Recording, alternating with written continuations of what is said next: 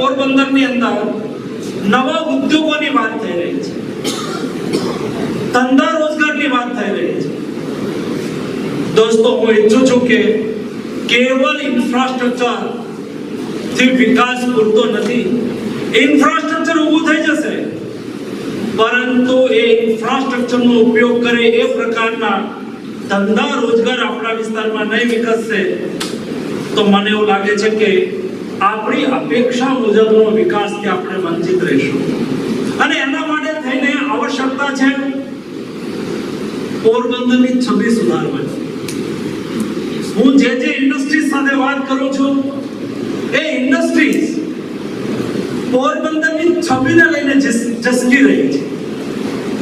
અહીંયા અમને ધંધો રોજગાર માટે થઈને કઈ અગવડતા તો નહીં પડે ને. દોસ્તો, મારી પ્રાયોરિટી છે કાયદો અને વ્યવસ્થા. મેં કલેક્ટર શ્રી, ડીડીઓ શ્રી અને એસપી શ્રીને સૂચના આપી છે કાયદો અને વ્યવસ્થાને લઈને પોરબંદર જિલ્લાની અંદર કોઈ પ્રશ્ન ઉપસ્થિત નહીં થવો જોઈએ.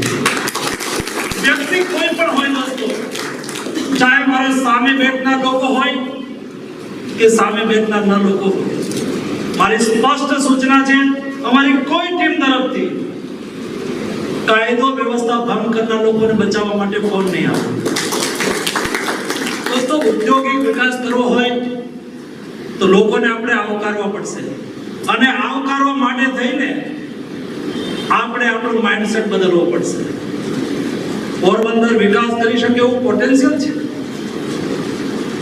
અને એટલા માટે થઈને જો કાનૂન વ્યવસ્થા કોઈના માટે કોઈને પ્રશ્ન લાગતો હોય તો એ હવે મારું પ્રશાસન એ રહેવા દેવાનું નથી. અને એટલા માટે દોસ્તો, મારો સુઝાવ છે, મારી સલાહ છે, આપણે પોરબંદરને વિકાસના રાહ તરફ લઈ જવું છે.